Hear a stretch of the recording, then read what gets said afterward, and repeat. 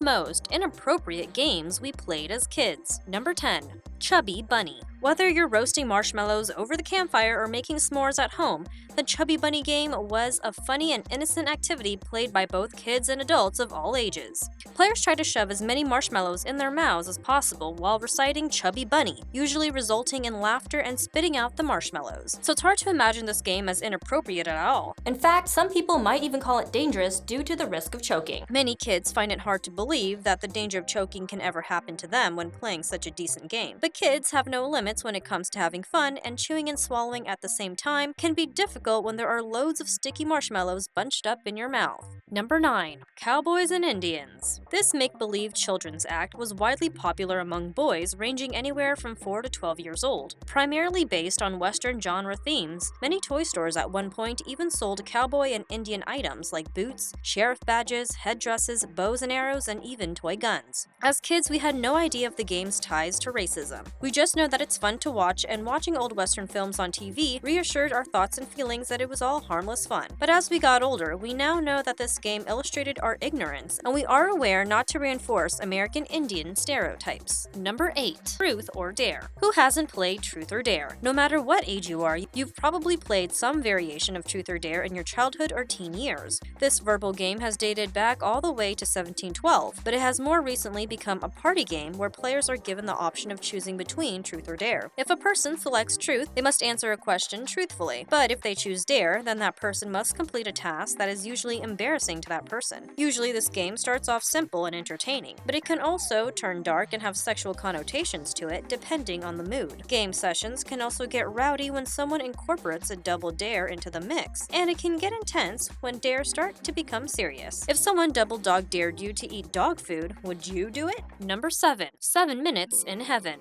As if being a teenager wasn't hard enough, now you have to prove your self-worth by playing 7 Minutes in Heaven.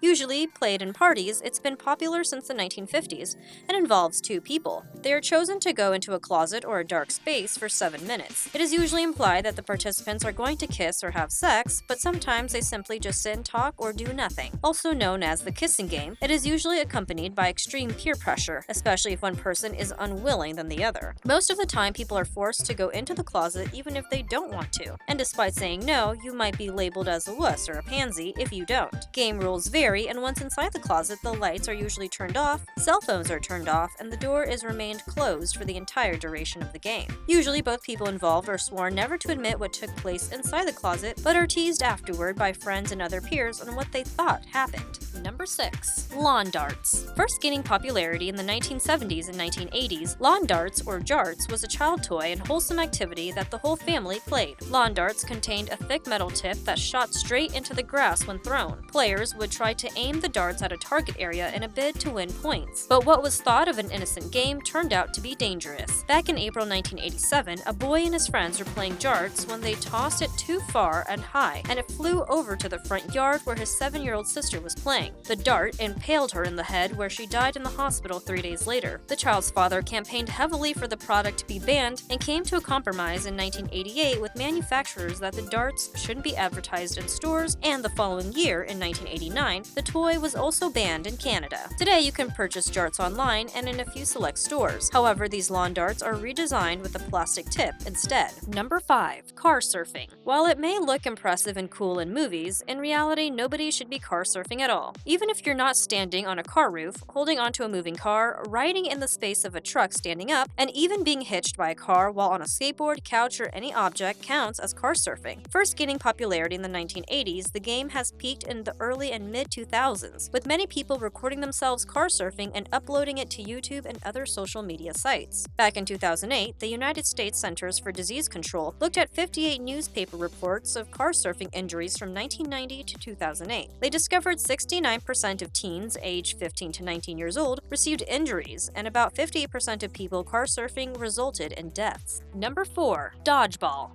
Accompanied by blood, sweat, and tears, the sport of dodgeball made every kid tremble. Looking back on it, you either loved it or hated it. In fact, due to its popularity, the sport has even been widely portrayed in several movies, which included the 2004 comedy film Dodgeball, a true underdog story. When that day comes in gym class, you were either cowering in the back or rushed to be in the front, and once the whistle blew to start the game, it was every man for himself. According to one reference, the sport can be traced to over 120 years ago. Originating from Africa, one writer stated that large rocks would be used, and the game was known as death brick, which players would hit their opponents with stones. Once the player was struck, the other players would finish him off by throwing more rocks. This encouraged tribesmen to weed out the weaklings and protect their own men. Due to the game's violent nature and scary past, dodgeball has been banned in numerous public schools. Number 3. Spin the bottle. Talk about peer pressure. This game was a party favorite among teens, especially when parents weren't home. Most of us have probably played this game in our youth, which either left us mortified or left us with some memories. This game is pretty simple. A group of people sit in a circle, usually in boy-girl order, and a bottle is placed in the middle. One person spins the bottle, and whoever it points to, they have to kiss them. Let's take a trip down memory lane. Most of us participating in the game are hopeful that we'll be able to lock lips with our crush, but most of us also end up mortified if it lands on a person that we don't want to kiss at all, let alone think about. But backing out of a kiss can cause you to be the laughingstock of the party, and even the whole school if you say no. So in this case, you just pucker up and hope that the kiss is over before you know it. Number 2. Mercy. It's all about strength and endurance. It starts off with two players facing each other while interlocking fingers with the other person's hand. The other person has to attempt to bend back the other person's hand. If the person can't stand the pain, they call out mercy or another code word depending on the game. This activity can also be played with a group of people, narrowing it down until there are only 2 people left. It's evident to see that mercy shouldn't be a child's game at all. This game can result in sprained wrists or twisted tissues in the hands, especially in young children. But that doesn't stop them from playing the game anyways, and the game is usually played several times to confirm a reigning champ. Number 1. Ouija board. Even if you haven't played it, most people know what a Ouija board is. As kids, talks of the supernatural and the magical realms of the paranormal seem intriguing and spellbinding because you don't know what to expect. The thought of communicating with the dead through a board game to tell the future or look into the past may seem magical, but if you don't know what you're doing, it can have some terrible results. While some people may not believe in the paranormal and may think it's all just hocus pocus, it is better to be safe than sorry. Usually, most people wouldn't advise that you use a Ouija board unless you know how it works and the rules that come with it. Plus, all the Hollywood movies that feature Ouija boards and its grave consequences are more than enough to show us that we shouldn't be messing with it at all. If you like this video, please give it a thumbs up. Thanks for watching.